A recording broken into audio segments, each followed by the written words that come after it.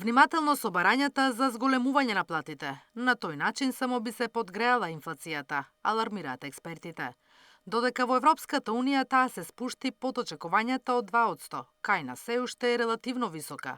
За да се поттикне трошењето, ЕЦБ неделава ја намали референтната камата, додека во земјава можно е да се зголеми ако продолжи растот на трошоците за живот. Особено во следниот период треба да се одвикнеме од таа одлегување во тој магичен круг каде што ќе бараме повисоки плати без при тоа да биде поддржано со создавање поголема вредност, односно да биде поддржано со продуктивност.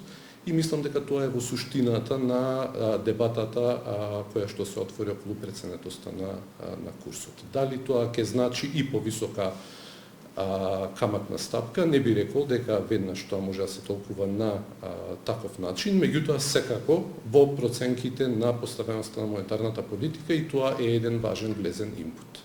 Базичната камата во еврозоната сега изнесува 2%, кај нас е 5,35% поени.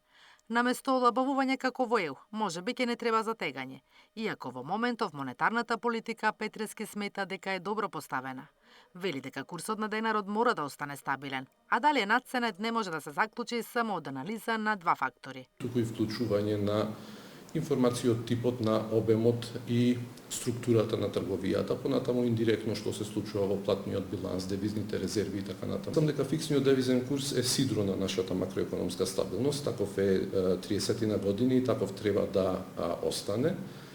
Дури и да постои евентуална преценетост на валутата, не мислам дека тоа е веднаш на било каков алудирана повик за евентуална промена на режимот на девизниот курс, туку повеќе треба да се решава проблемот низ призмата на структурните политики. По остапување на функција, новиот гувернер изјави дека денарот е надценет во однос на еврото за 9%, но тоа не значи дека ќе се менува курсот. Се до влегување во Унијата и воведување на еврото, Славески вели дека денарот ќе остане фиксен, а за пониска инфлација во соработка со фискалната власт ќе се обидат да ги стабилизираат цените.